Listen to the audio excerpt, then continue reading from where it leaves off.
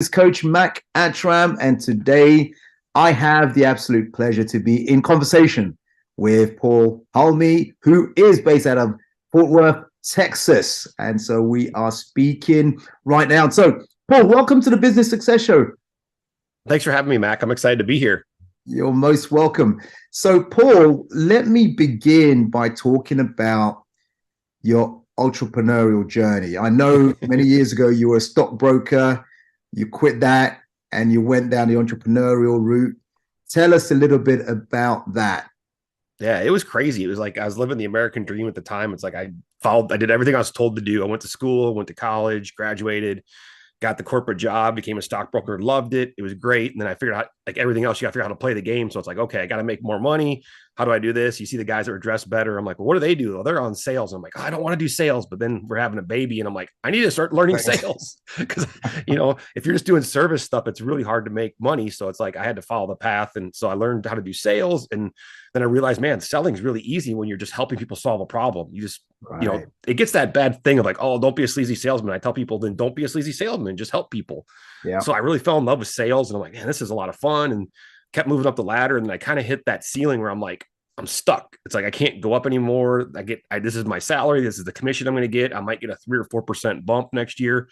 I'm like, man, this is kind of unfulfilling. And then my best friend at the time was fighting the UFC, and I was helping him train and helping him with his gym. And I'd see his lifestyle versus mine. And I was like, man, this is your life's pretty cool. It's like, I'm kind of stuck here. And then started gaining weight, getting a little bit depressed. And my wife was like, well, maybe you should open a gym. And I'm like, we have 2 kids now. It's like, I have a really good job. It's like, I'm making great money with great benefits. And I'm like, kind of scared. And she's like, well, just do it for a year, do both for a year. Don't quit your job and just kind of go from there. And took the leap. And, it was tough for the first couple of years, but then fell in love with it and just made the leap and said, you know what, I'm going to go full-time entrepreneur now, and haven't looked back since. And that was back in 2006. So it's been a while. 2006. Wow. Hey, we have something in common in terms of combat and martial arts. Mine is for the last 25 years or so, it's been in Taekwondo. But before Nice. that, for 38 years, I did other styles as well. So how long have you been involved in martial arts? Is that something you did as a child?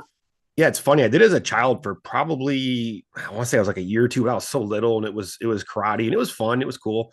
And then for whatever reason, my parents, we stopped going. I don't know what. And then never really had any interest in doing it. And then it was funny because people see me now, and I'll see my mangled ears, and I'm a lot bigger than I used to be. It's like, and they're like, what did you do in college? I played golf in college. It was like, I was an athlete, but I was a golfer. I wanted to be, Oh, wow. a pro golfer, and never happened, but I had fun. I played, got to play in a couple national championships as a team, and it was great.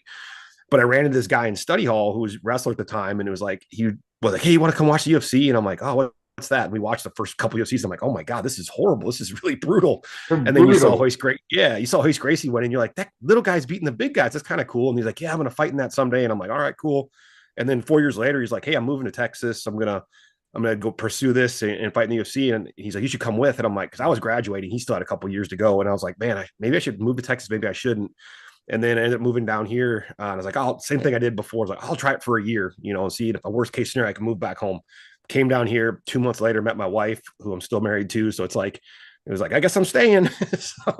Right. And There then you go. literally fell in love with jujitsu, and it opened so many doors. Like, I wouldn't have been a stockbroker without jujitsu. I mean, maybe I would have, maybe I wouldn't have, but how I found being a Uh-huh. stockbroker was, I was going to jujitsu class, and I saw these guys once again in nice cars, and they dress nice. And I'm like, what do you guys do? I'm like, oh, we're stockbrokers. I'm like, oh, I want to do that. That'd be cool. And this was in 2001 when they're hiring anybody with a degree. Basically, they were just mass hiring, of course. And then 6 months later, they were mass firing everyone after Yeah. 9/11. But yeah, so martial arts it's been the biggest piece of my life. And I tell people it's like an unfair advantage. Anybody that's done it for a long time, you start to realize how beneficial it is in entrepreneurship, in finance, in making money. It's such a huge thing. Fantastic. Listen, one of the things you talk about is that any entrepreneur can become a millionaire. Now, I know you help people to fix their finances, you help people to buy assets, that kind of stuff. Tell us a little bit about that. How does an entrepreneur become a millionaire? It is funny. People are like, oh, I just don't see how. I just put all my money back in my business. And I'm like, well, that's great. But, you know, it's a great investment. But we know, like, after 2020, it's like you have to have money outside of your business. I mean, when they really were shutting things down, and I had clients that had listened to what I said, and I had clients that didn't listen to what I said. and they were the ones that did listen were struggling. They couldn't even go to banks because they're physically closed. And I'm like, yes, this is why you need to be building these things. And it goes back to math. Like I hated math in high school. I hated math in college. And then when I became a broker, I learned money math. And I'm like, this is the greatest thing ever. Like compound interest is, like Einstein said, it's the eighth wonder of the world. It's like, Right. He's like, oh my God. So I learned at a young age, I say young age, 26, like my son learned at like 5, because I made it my mission to make sure he has a huge head start in life.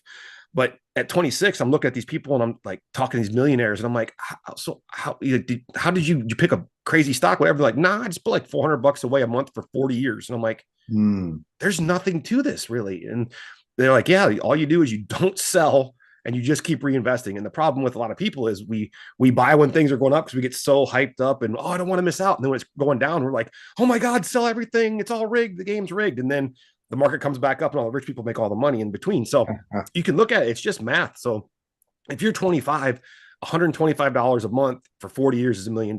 If you're 35, it's $400 a month. If you're 45, it's $1,200 a month. So the longer you wait, the more it is. And that's out of an average annual return of 10%, which obviously the market's not doing 10% this year. But if you're still dollar cost averaging, you don't care because you're buying all the time. And what I tell people is like, you just have to have the plan, stick to it and do it. And the earlier you start, the better. But I'm an optimist. I tell people, I've had people like, man, I'm 50. It's like, I'm way behind. I haven't saved anything. I got really good business. And I'm like, hey, you're way ahead of the average person. And they're like, what do you mean? I have nothing outside the business. I'm like, you make good money. I know if you're a successful entrepreneur, you make good money. It's like, how do we direct the money out of your business into another vehicle to grow your net worth? Because, 50 to 65 is for men, especially like in the US. I don't know what is in the UK, but that's like our prime earning years. Like we're going to make the most money in our life, unless you live to be like 70 or 80 and you're still working. But yeah, long rant. It's just money math. It's just cool. Well, no, it's great thing you're saying. Let me ask you this. And I totally agree with you, by the way. I was running an event last week of our 4-day program, Never Work Again. It was actually called Never Work Again, which is all about I like that. Really creating passive income vehicles. And so that those passive income vehicles create that, financial freedom for you, if you like, and then build your wealth towards that. Now, let me ask you this there, Paul. For those people sitting there thinking, look, Paul, I'm running my business, I'm working all these hours. Now you're saying, look, I've got to do investing and build passive income. I don't have the time. What do you say to that? And I tell them that that's fine. It's like, it's almost like going back to the martial arts. Like if we address where you're at. So if somebody comes in, somebody might be overweight or they're stressed out at work. I'm like, okay, what do you want to accomplish? I want to lose weight or I want to be able to defend myself. All right, cool. Let's set up a plan. Same thing with this. Yes, it's going to take a little bit of time in the beginning to set the plan out. But once you start and build, it just gets easier and easier. So I tell people the first trick is set up automations because that changed everything. When money can move automatically and takes the human thought out of it, it's amazing. And people are like, well, I don't know what to do. And I'm like, listen, if you get a business account, open up a business checking, open up business savings, and have an automation that transfers $1 a day or $5 a week. And they're like, well, that's nothing. And I'm like, it's more than you're doing now. Right. And then they're like, oh, okay, you got me. And then you start the automation and you realize this is easy. And I'm like, can you do, $5 a day or $25 a week? And they're like, oh yeah, no problem. And then you just keep kind of ratcheting that number up. And then you start building the savings account. And that's my favorite conversation when people message me. They're like, there's like $3,000 in that savings account. What do I do with it? And I'll be like, all right, cool. Now we're getting somewhere.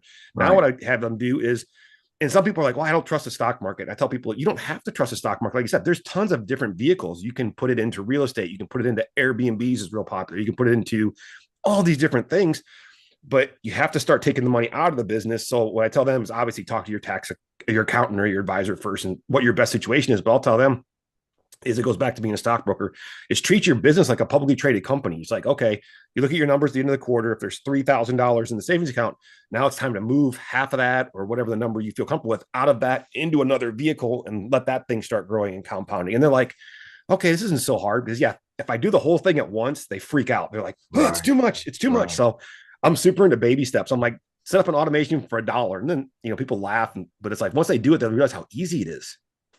Wow. That's great. And, one of the challenges I've had when speaking to people about this kind of thing, and you're spot on, by the way, is their mindset, the way they think about, having to do this and whether they can do it and whether it actually works. And so what do you find it is? Is it the mindset? What is the biggest challenge for people to create wealth through their business. 100%. It's all mindset. I grew up in a Midwestern town. I'd say middle class, maybe lower middle class. I don't know. Like we had all the necessities covered and life was fine and we got to do stuff. But my family never talked about money. Only time I talked about money was to complain about money. It's like, we can't afford that. Money doesn't grow on trees. Rich people suck. Money's evil. And I'm like, so I grew up with that mindset of like, man, money's really bad. I'm never going to have money. It's like, I'll just get a job and work and blah, blah. And then I started talking to rich people when I was a broker. And I'm like, these people talk about money a lot different. And then in jujitsu, it's funny. Like I tell people, if you really want to find people that are successful, and go to a martial arts school for lunch class, because it's going to be entrepreneurs, surgeons, lawyers, cops. It's guys with money. It's like, and so I started meeting these people and they'd invite me because, you start to become friends with them. They invite you to dinner or lunch and you're hearing them talk to their kids and they're talking about money and they're talking about investing. And I'm like, and it hit me one day. I'm like, this is why the rich get richer. They talk about money, and middle class people. Oh no, don't talk about money. No. And it's like, why? Why are we not talking about money when rich people are talking about money all day long? It's like my rich friends are like, I have people that are way more successful than me, and I just listen whatever they say. I listen to because it's like I want to absorb it. It's like because I've never been exposed to it. And it's like, man, if I take this in and now it becomes part of me, I go to that next level. And I talk to my son about it, and he talks to his friends about it. And it's like you start seeing this change, but it's all mindset. Because entrepreneurs that are listening to this, if you're an entrepreneur and you're working hard, you're doing good, you're making money. It's just now it's like, how do you become wealthy? Because we're just taught like, make the money, put it back in the business, rinse and repeat, take a little bit out for vacation and be happy. And once you change your mindset and realize, oh my God, there's so much money out there. How do I get involved in it? Thanks for that, Paul. What are some of the best assets to buy or to get involved with at this current time, or does it not matter? Man, there's lots of different schools of thought for that. Like I have some friends that are super like, they've been burned in this. Everybody's been burned in the stock market, burnt quote unquote, because they sold at the bottom and they hate it. And I'm like, right. Well, first rule, don't sell at the bottom. Second rule, read everything Warren Buffett talks about and just do what he says.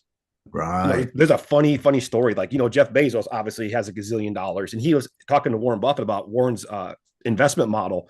And he's like, this is so simple. Why don't more people do it? And Warren Buffett, one of the richest guys in the world, was like, it's because people don't want to get rich slow. And his big thing, like if you look at his stuff, he says literally, and he actually put his money where his mouth was. He actually bet a bunch of hedge funds that he could beat them by just investing in the S&P 500. Because he says, this isn't me saying, this is him saying, but the S&P 500 in the US, and I don't know what the UK one would be, but is the 500 best companies. So he's like, we have the FTSE 100. We call it the FTSE 100. Yeah. Yeah, so yours is the top 100 companies.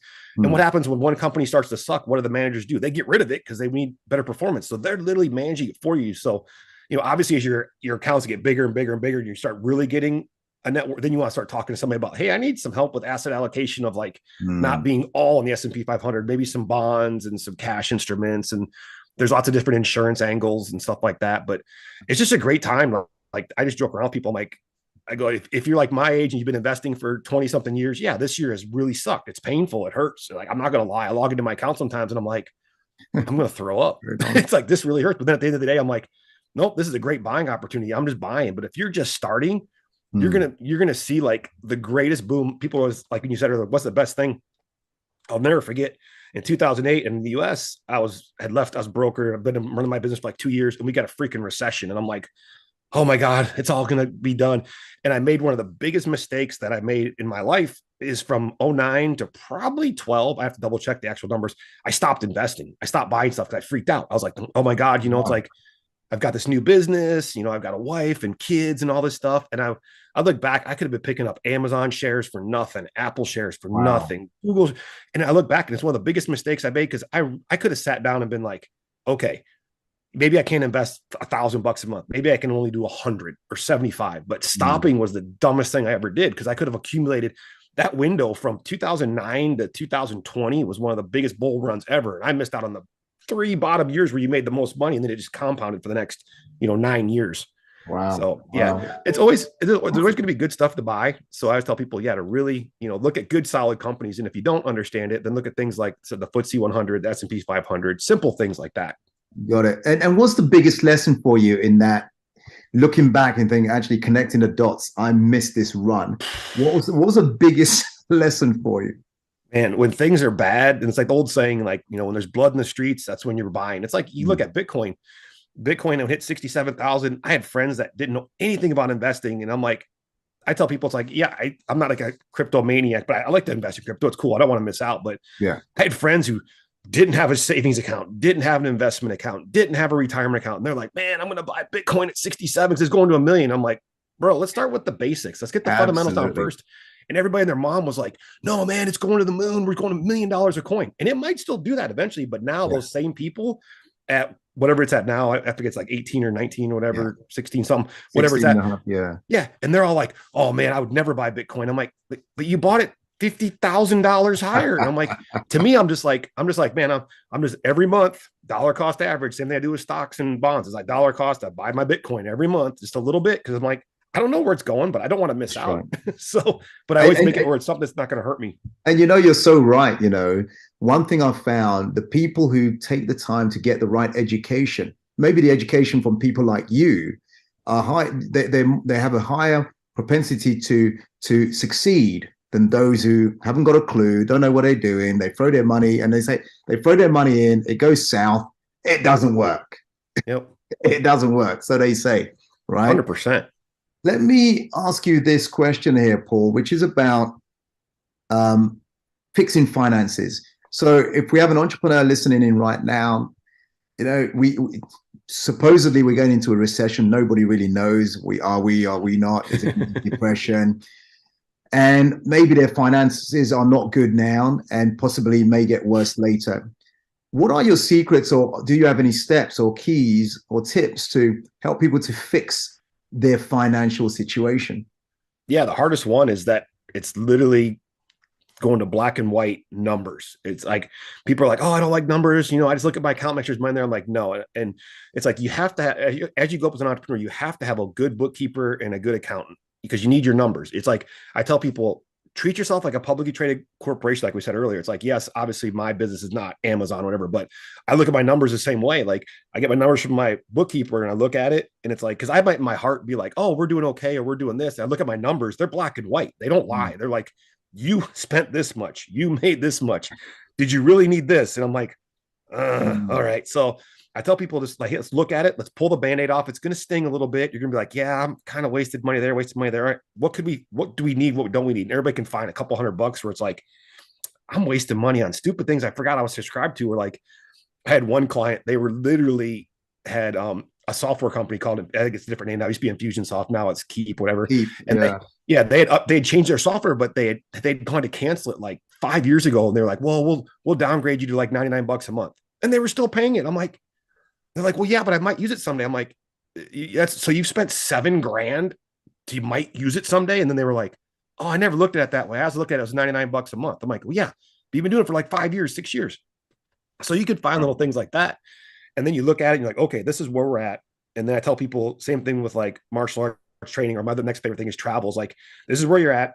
This is the destination you want to get to. And let's put the pieces together to get there. Like, how do we do these little things? And then start building it up and having that savings account and just setting up those little automations. But once you look at the numbers and you see them in black and white, and you're like, okay, I can't sugarcoat it. These are my numbers. It makes it a lot easier. It's a little painful at first, but little pain's good for you, especially if we are going into a recession, because you kind of be looking at it now like, hey, you know what? This is going to be good. And I tell people too, it's like recessions shouldn't be scary. I mean, yeah, the pandemic was a nightmare. I mean, that was unheard of. I mean, like, hey, you can't do business. Like, oh, this is great.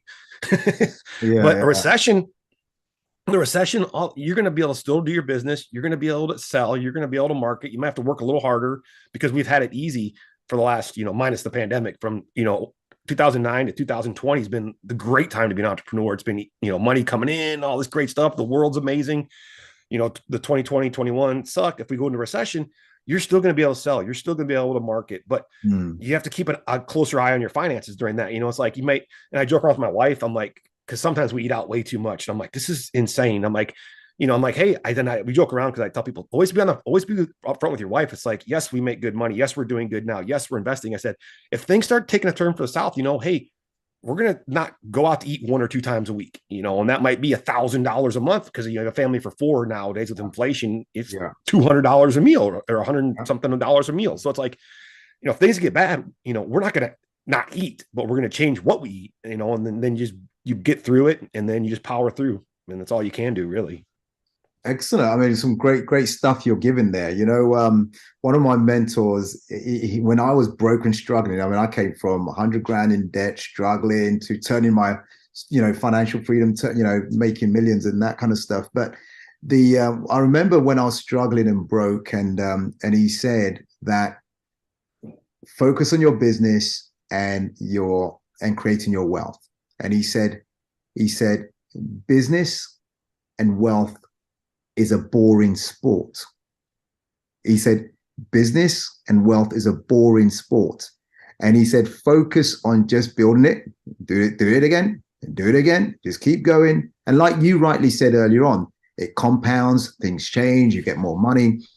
And what I didn't realize was this: prior to him saying that, I was the kind of person that, everything had to be exciting. I had to get involved in this and get involved in that. It's that someone says these shares are doing well, I jump into it, throw the money, and lose out. And I know you talk about the same thing. What does he mean by that? It's a boring sport. Man, I've heard the same thing. I wish I could remember I heard that a similar story like that. Because it's funny when you talk to really rich people, like they talk about that. Like it should be boring. It shouldn't be exciting. Like exciting and sexy is when you're starting your business and it's exciting and you're ramping up. Exciting is like maybe when you are buying Bitcoin, it's going, but like your foundational part of your business should be like, okay, we're growing at this percent. Let's just keep adding on, get a little bit. How do we improve? Or maybe our sales numbers are down. Okay, is it because our leads are down or appointments are down? Which one is it? And you're always like tweaking the dials and stuff. And see what you're investing. It should be every time I've made a mistake, like you said earlier, it's like when I get caught up in something, I'm like, oh, what? That's doing good. Oh, I'm going to go grab some of that real quick. And then I'm like, what did I just buy? It's like, why did I buy this? It's not part of the plan. And then when you stick to the plan and it's super boring, super methodical, you're just investing and then it just grows and compounds. But I tell people too, because we're human, we like excitement. So like, I still keep my core investments of like, hey, this needs to be boring, nothing crazy. And then I have a fun account where it's like, I might trade some options if, just for giggles. It's like, if I lose the money, I'm like, oh, that sucked, but it didn't hurt the long-term plan. And then it's like with crypto, I still put money in crypto. I don't know if it's going to go, if Bitcoin's going to go to $1, if it's going to go to 1 million, but I'm like, I'll play along a little bit with a little bit of money. That's not going to hurt me. It's like, but then you see people that are like, they're refinancing their house when things are at all-time highs to buy more. I'm like, okay, this is not a solid financial plan. It's like, please don't do this. It's like have your boring basics down. And it's like when you talk about, we've both done martial arts for a long time. Like when you first start, it's exciting. And then as you get better, it gets a little boring. And a lot of people quit like in the mid range before they even get to their black belt, because it's like, we're doing the same old boring techniques. And it's like, well, yeah, this is the fundamentals. You go look at Michael Jordan. Like one of the big things about him, arguably the greatest basketball player of all time, I think. But yeah, he started every practice with the most boring fundamentals. He said like other guys are doing stuff, he's over there doing chest passes. Like, I mean, the GOAT. I mean, it's like he literally had the best fundamentals on earth, which made him, he was able to perform under pressure. Same thing with martial arts. Even when you watch MMA and the UFC, it's once in a while, 1 out of 100 fights is something super flashy. The other 99 is a technical. The guy was more technical. He had better cardio and he executed on his game plan. It was nothing exciting. I mean, it's still exciting, but it was nothing like, spinning back kick to the head. You're like, oh, that was really freaking exciting. Fantastic. Yeah, absolutely. But you're absolutely right. The fundamentals, the basics have to be in place, and then master it and master it and master it. Same as money, same as wealth, same as business. Paul, for those listening in thinking, I'm Paul, I'm trying to do this, but my spouse is not on the same page. How do I get my spouse? How do I get my family on the same page so that we build this thing together? Man, I love that question. It's one of my favorite things to talk about. Is you have to communicate. Start talking. It goes back to that thing we talked about earlier. Start talking about money. I have so many friends that have gotten divorced or gotten into bad situations because they hid stuff from their spouse, and it's like, talk about money and start small. Like people are like, yeah, obviously you're not going to bust out your P&L and be like, hey honey, you want to go through the P&L? She's going to be like, but it's like, go to dinner, I call it money dates. Go to dinner and talk about money. It's like, hey, I'm thinking about doing this. What do you think about that? And if she hasn't looked at it, she's gonna be like, I don't know what you're talking about. It's like, well, that's okay. I'm thinking about doing this and a little bit of this investing, because if we do this, I heard this guy on this podcast say that if I put $150 a month away for 40 years, we're going to have this much money. And then she's going to be like, oh, $1 million. That's sexy. Yeah, that's pretty cool, right? Okay, let's talk more about it. And then with your kids, talk about it. But it's the thing that the middle class and people that aren't doing these things have to do, is just talk about money. Make it not a taboo thing. Make it where it's something you're talking about all the time. And I joke around, like my wife's family will come over to visit, and we have this unwritten, well, actually probably written rule at our house, is our TV's always on CNBC when the market's open. It's like, you can't turn the channel, you can't watch the news, you can't watch sports.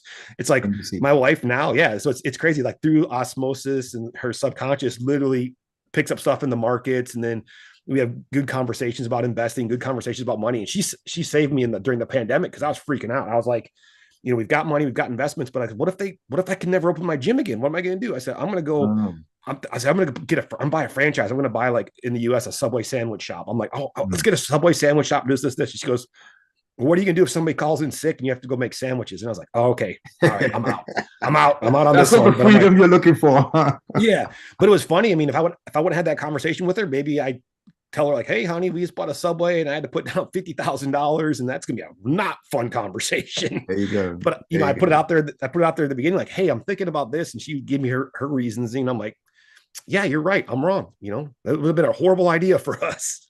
Fantastic. Hey, Paul, for those people who want to connect with you and learn more from you, and maybe get help fixing their finances or build their wealth passively, that kind of stuff, what's the best way to connect with you? Best one, my blog, www.paulhalme.com. And then social media, I love Instagram, instagram.com/PAUL_HALME. Unfortunately, the bad thing about Instagram is all the fake accounts that try to scam people out of crypto. So like, you'll know it's my account. It's the _Halme, but then in my bio, it literally says, I will not ask for crypto, because I've unfortunately people, and that's another thing too, is it's super hard and frustrating. I'll get people to message me like, hey, I sent a fake account of yours, like $1,000 in Bitcoin. I'm like, why'd you do that? I'm like, well, it was saying that you were going to get 400% returns. And I'm like, okay, bro, when have I ever said 400% anything? It's like, that word wouldn't come out of my mouth. But it frustrates me, because these are the same people that I can't get to open an IRA. I can't get them to put money in a savings account, but they hear that somebody tricks them with that sexy thing of like, hey, you could make 400%. And they're like, oh, here you go. And I'm like, dude, seriously, when would I ever say that? I'm like, it gets frustrating, because it's the same people that won't invest for the long term. Yeah. I hear you. Well, this is why the work you're doing, Paul, is so essential, that educating people to make the right decisions for their future, for their family's future. Awesome. Listen, I'm going to come back to you in a moment for final words, anything you want to add or say that you haven't said already. And I'm just saying, hey, everyone, Mac Attram here, Business Success Show, in conversation with Paul Halme. Now, let me ask you this. Are you learning? Are you picking up some nuggets here? Smash the like button, hit the follow, subscribe if you're not subscribed already on this channel, and just keep following. Make some comments as well. Tell us what you've picked up, what's working for you here. Hey, Paul, anything you want to add or say before we wrap up for today? Man, the biggest thing I tell people is just get started. Just start small, just start. It's like anything. If you never start, we've all got friends. They're like, oh, January 1st is coming up, I'm going to start working out. I'm like, why don't you start today?